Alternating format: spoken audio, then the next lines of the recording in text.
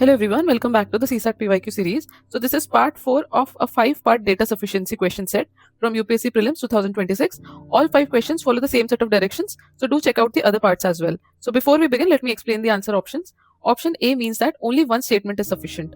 Option B means that either statement alone is sufficient to answer the question. Option C means that both statements together are sufficient to answer the question. And option D means that even both statements together are not sufficient to answer the question. Now let me briefly explain the question first. We are given that X is a collection that contains only odd numbers and Y is a collection that contains only even numbers. And every element of a collection T belongs to either X or to Y. Our task is to determine whether every element of T belongs to Y. That is, whether all the elements of T are even. So let us evaluate the statements given one by one. Now let us take statement 1. Statement 1 says that the sum of any two numbers belonging to T is even. So we already know that all the elements of T are either from X or from Y. This means all the elements will be either odd or they will be all even. So this condition is always satisfied because even plus even will give us even number and odd plus odd will also give us even number.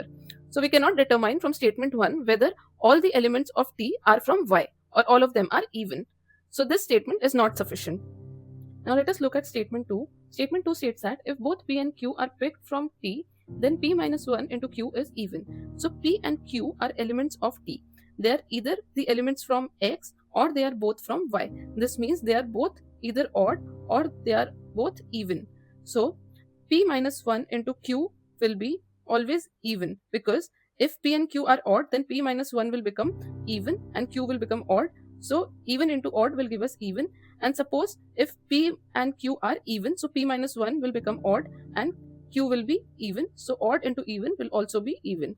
So this condition is always satisfied. If all the elements of T are even, then also this condition is satisfied.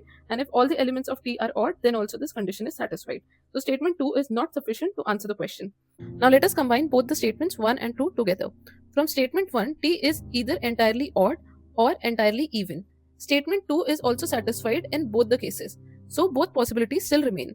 Therefore, even after combining the statements, we cannot conclude that every element of T is even or every number of T is from Y. Hence, the correct answer is option D. This question cannot be answered even after using both the statements. So if you found this video useful, please like, share and subscribe, and I'll see you tomorrow with another CSAT PYQ. Thank you.